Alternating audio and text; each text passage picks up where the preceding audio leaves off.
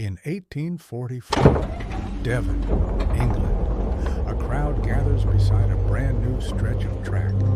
There's no locomotive at the front, no boiler, no chimney, no soot. The whistle doesn't scream, the pistons don't clatter. A guard raises his hand, a pump house begins to thrum somewhere down the line, and the carriages glide forward, faster, smoother, almost silently. This isn't steam, this is atmospheric power, a train pulled by nothingness. A vacuum inside a long iron tube tugs a piston, and the piston pulls the cars. No coal, no cinders, just the pressure of the air itself, doing the work of 1,000 engines. Investors cheer, newspapers declare a new age, and in a coastal factory, lanterns glowing through glass, workers assemble the parts for a network that might conquer continents. Within 4 years, it's gone. To make vacuum traction real, you needed more than ideas. You needed manufacturing.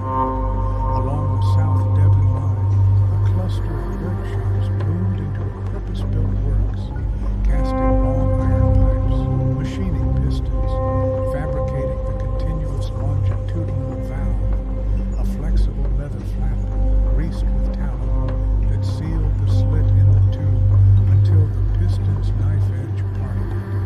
The factory became a choreography of rivets, vats of boiling tallow, great blades shaving pipe ends to micrometric fits, and test rigs where piston carriages slammed forward on spurts of vacuum. Every component mattered. The valve had to flex without tearing. The iron had to align so no whisper of air leaked in. The pump engines, beam engines the size of houses, had to gulp whole sections of atmosphere. Timekeepers logged trials. Draftsmen redrew faults and chalked midship. Foremen smelled trouble as much as they saw.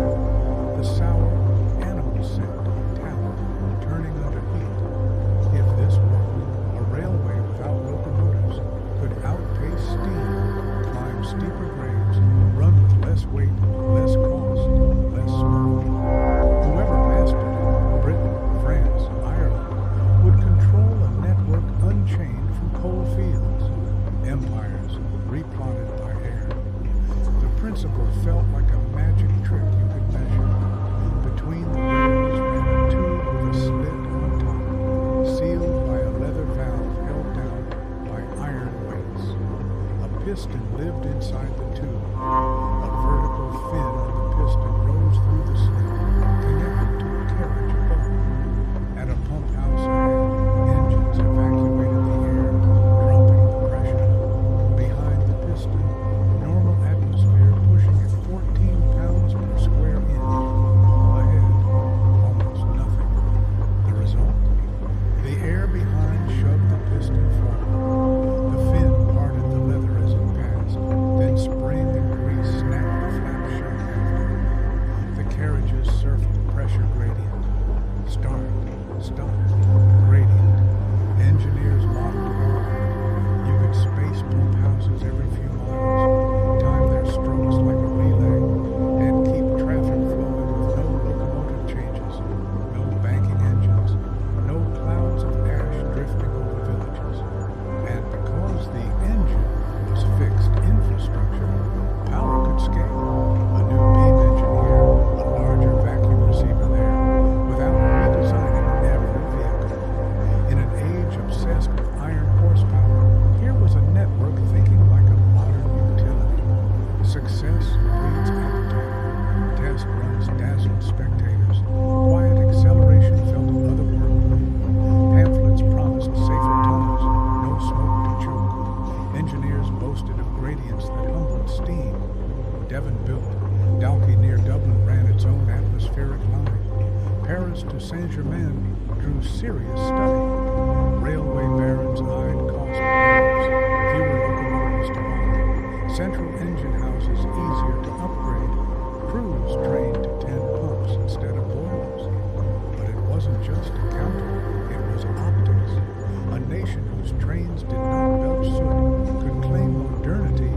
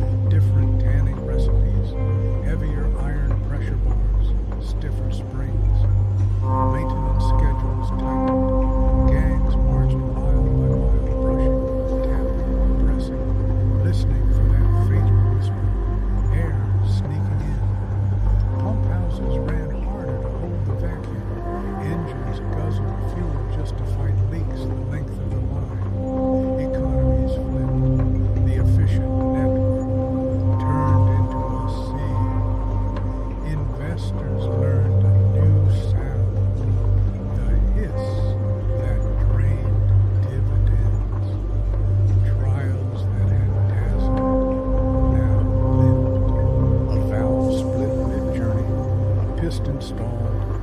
Passengers waited while men with heated ladles and mallets performed surgery in the ballast. The press returned. Hopeful cartoons gave way to satire.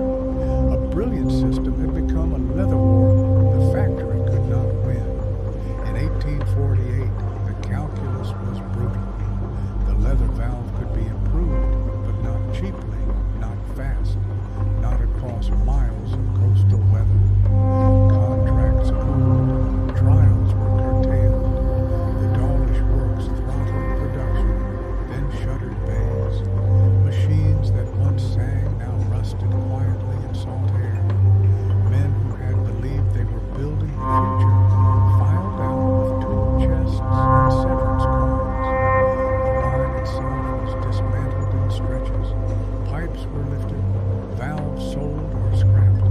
In a few spots, the iron tube stayed as a curiosity, a relic half buried beside new sleepers and ballast, where steam once again roared. Children clamored over a future that never came. Was it a failure? In balance sheets? Yes. As a prototype for a different way to think about infrastructure, centralized power, lightweight vehicles, distributed stations, it was a century ahead. The factory didn't just build parts, it built an argument that networks can be engines. Ideas don't die, they hibernate. Today, test tracks in deserts talk of pods and vacuums. Maglev trains whisper across guideways in Japan and China. Engineers speak in new acronyms, but the diagram rhymes with 1844. Light vehicles, heavy infrastructure, power centralized, friction minimized. If the Dawlish factory had found a better seal, metallic fingers, rubber composites, segmented shutters, would we have built a European web of air-drawn lines before the American Civil War? Would cities have sprawled along quiet tubes instead of smokestacks? Would coal barons have become pump lords? History's hinge sometimes looks like a strip of leather. So here's my ask, not to like and subscribe as habit, but to join an investigation. There are other factories like this, abandoned because the first materials failed, the first market flinched, the first winter bit too hard. If you want to dig them up with me, documents, sites, prototypes, subscribe. Not to watch passively, but to help decide which lost invention to track down next. Drop a comment with a lead, an old patent, a ruin, a rumor. I'll pick one, go there, and bring it back. A factory fell silent. An idea did not. Let's wake it.